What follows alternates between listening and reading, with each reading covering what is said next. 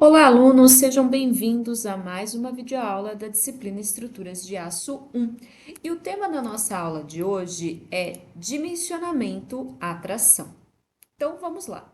Vamos começar com a definição da palavra aí, dimensionamento. O que quer dizer isso, né? Na nossa ideia de dimensionamento de elementos estruturais.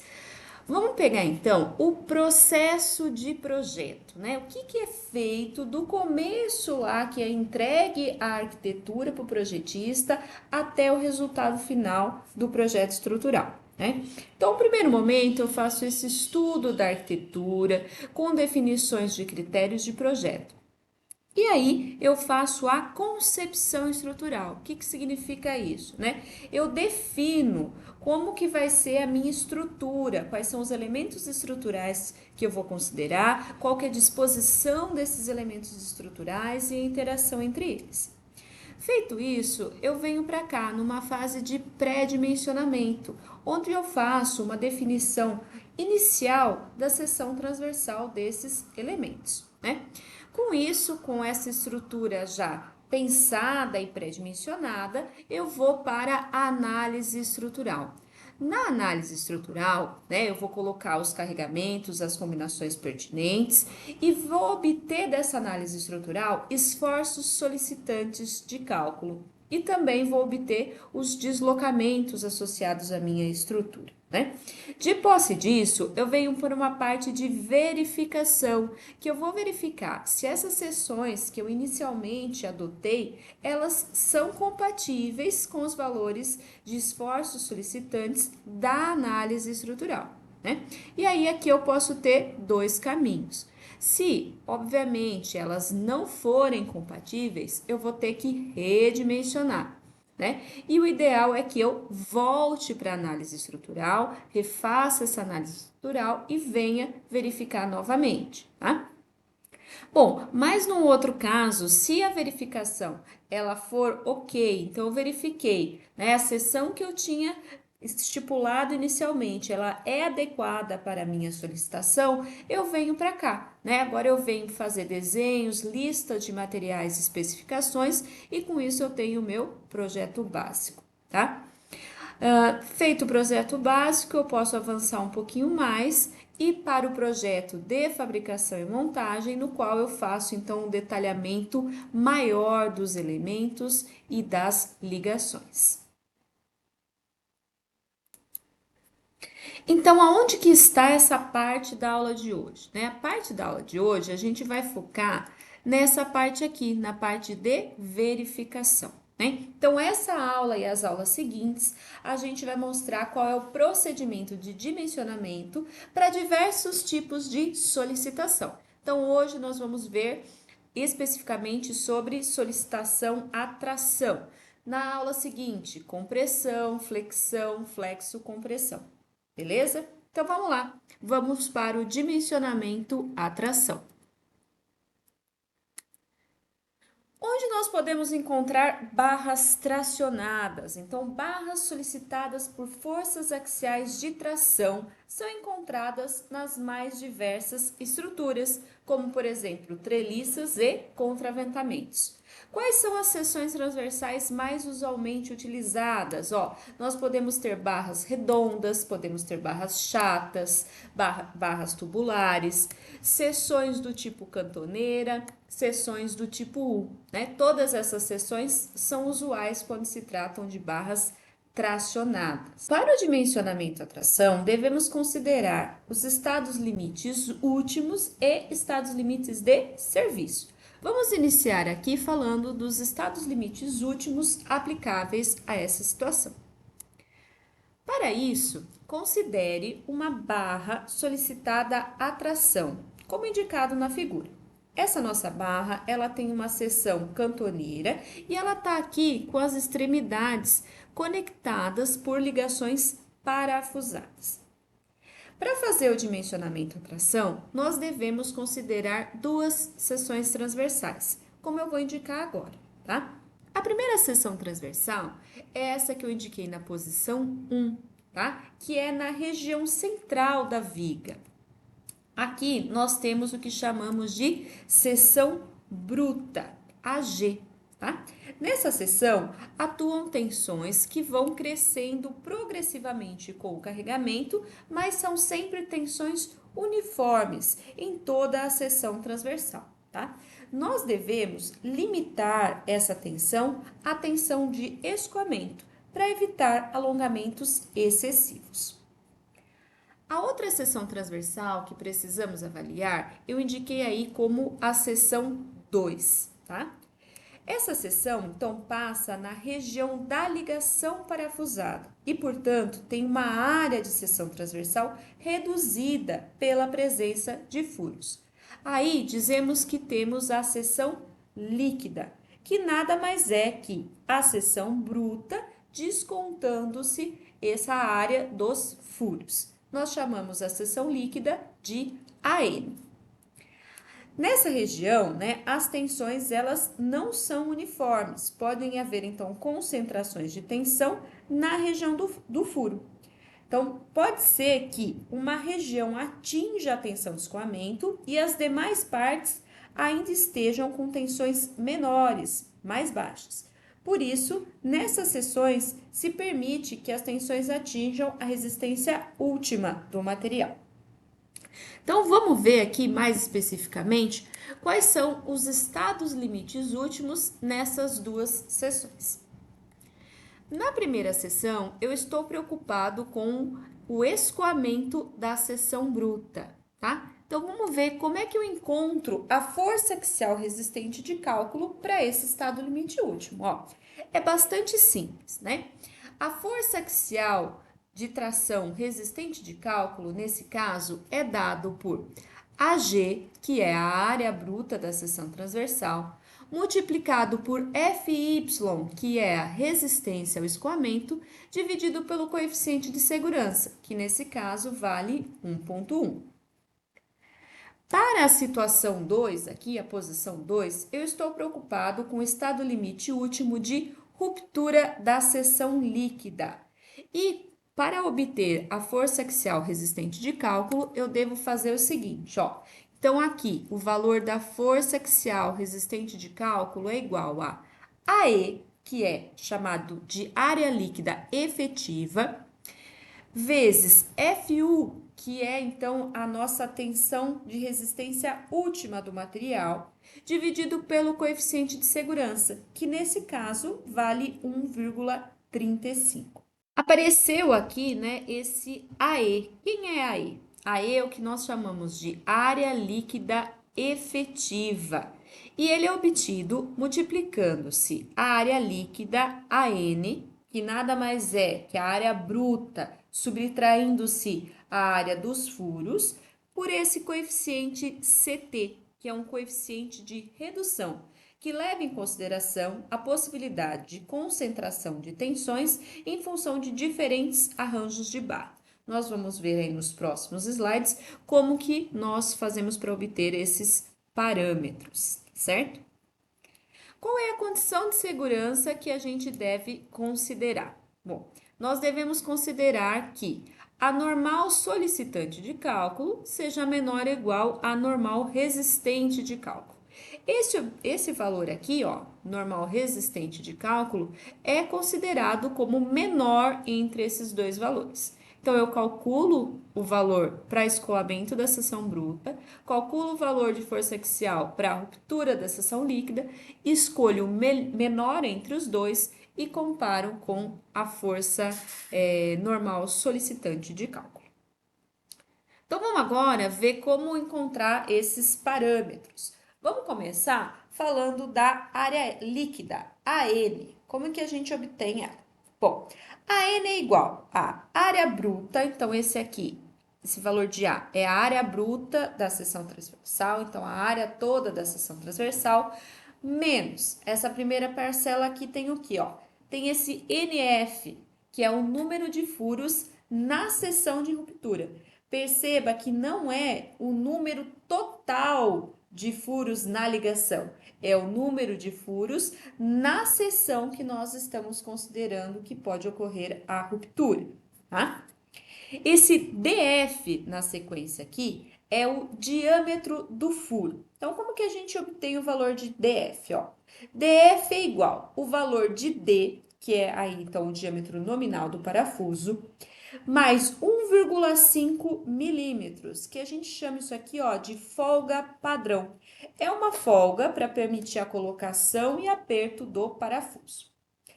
Aqui ainda tem ó, esses 2 milímetros. Isso é acrescentado se o furo for feito por puncionamento, tá? Porque no processo de puncionamento ocorre a danificação do material na borda do furo.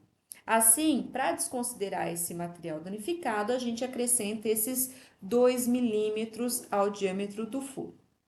É comum fazer o furo por puncionamento em chapas finas, chapas de até 6,3 milímetros. Então, aqui ficou ó, NF vezes DF, né? Então, o diâmetro do furo, vezes T, que é a espessura da chapa. Então, a gente desconta essa parcela aqui. Essa outra parcela a gente vai acrescentar em situações onde a gente tem furos em zigue-zague, ou seja, furos desalinhados, como mostrado aqui na figura. Nessas situações, né, pode haver seções de rupturas que não são perpendiculares ao carregamento.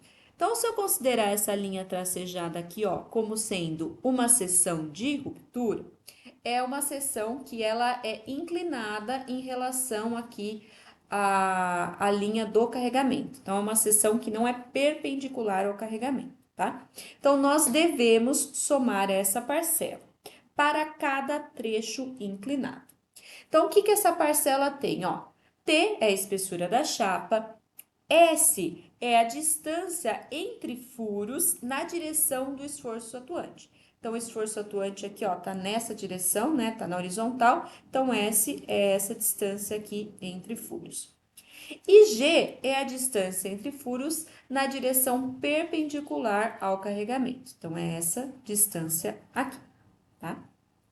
Então, com isso, eu obtenho o valor da área líquida, AM. Vamos falar agora sobre área líquida efetiva. Para isso, vamos utilizar aqui as figuras, né? Nessa primeira figura, na figura A, nós temos então uma ligação parafusada entre uma cantoneira e uma chapa. Notem que apenas uma das abas aqui da cantoneira está conectada pelos parafusos, tá? Então, os parafusos estão aqui em apenas uma das abas. Quando a barra é solicitada a atração, a transferência de tensões ocorre por meio da ligação parafusada, ou seja, ocorre por meio dessa aba. Então, as tensões se encaminham aqui para essa região. Essas linhas aqui representam as linhas de fluxo de tensões, que inicialmente, então, se concentram nessa aba. Já na aba não conectada, nós vemos que tem tensões bem mais baixas, né? E ela não participa dessa transferência de tensão, então ela praticamente não trabalha, né? Assim, embora a cantoneira tenha uma área bruta, né, AG, nem toda essa área trabalha para resistência à tração. Assim, né, nós definimos a área efetiva como sendo essa parcela da seção que realmente contribui para a resistência, considerando essa distribuição não uniforme de tensões. A mesma coisa pode ocorrer também numa ligação soldada. Então, aqui, ó, apenas uma das abas está diretamente soldada na chapa. Então, essa ideia da área líquida efetiva serve tanto para ligações parafusadas como para ligações soldadas. E aí, para obter a área líquida efetiva, a gente utiliza então esse coeficiente CT vezes a área líquida, né? Esse coeficiente CT, então, é o coeficiente redutor que leva em consideração de forma indireta essa distribuição não uniforme de tensões. Vamos ver o que a norma traz para a gente de como calcular o CT. Então, nós teremos aí 3 hipóteses que a gente vai usar para calcular o CT. Olha lá. A primeira hipótese que a gente tem é se todos os elementos da seção transversal estiverem conectados, seja por solda ou por parafuso, né? Nessa situação, o CT recebe o valor igual a 1, porque a gente não tem essa situação de concentração de tensões em uma parte e alívio em outra parte da seção transversal. Veja aqui no exemplo, né? Então, a gente tem aqui uma seção I e essa seção I está conectada tanto pela alma como pelas mesas, né? Então, todos os elementos estão conectados, então CT igual a 1. Bom, outra possibilidade. Ó, agora eu tenho alguns elementos da seção transversal conectados e outros não. Como é que eu calculo o CT? Ó, CT igual a 1 menos EC, que é a excentricidade da ligação, dividido por LC, que é aí o comprimento da ligação, tá? Esse valor de CT, ele tem aqui uma faixa de valores permitidos. Ele pode variar entre 0,6 e 0,9. Como é que eu obtenho essa excentricidade? A norma traz algumas formas para se obter esse valor de excentricidade EC. Vamos dar uma olhada. Ó, primeira situação que a gente tem aqui é essa. Então, o que eu tenho aqui? Eu tenho, né, então, uma ligação em uma cantoneira feita apenas por uma das abas. O valor de EC vai ser a distância entre a face conectada e o centro geométrico da seção transversal. Então, nesse caso, o valor de EC é o próprio valor da coordenada do centro geométrico da seção transversal cantoneira, tá? A segunda situação que eu tenho é essa aqui. É uma seção do tipo I com ligação somente pela alma. Então, EC será a distância entre a face conectada, que no caso é a alma, até o centro geométrico da seção formada só pela parte da direita ou pela parte da esquerda. Então, o que eu tenho que fazer?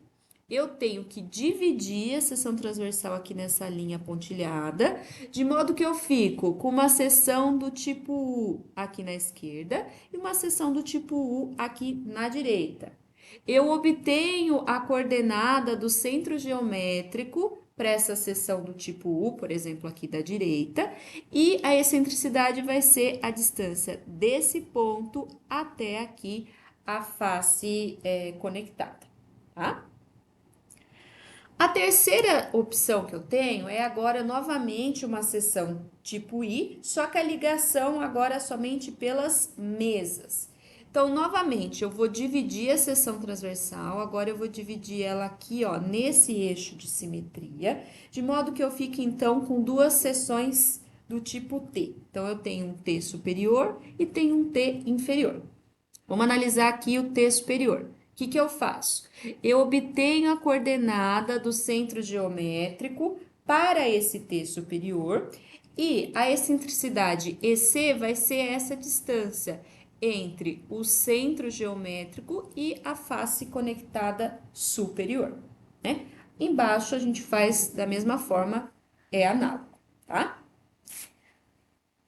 Bom, e quem que é esse LC? LC, nas ligações soldadas, é o próprio comprimento da solda. Nas ligações parafusadas, é a distância entre o primeiro e o último parafuso na linha de furação com o maior número de parafusos, na direção da força axial.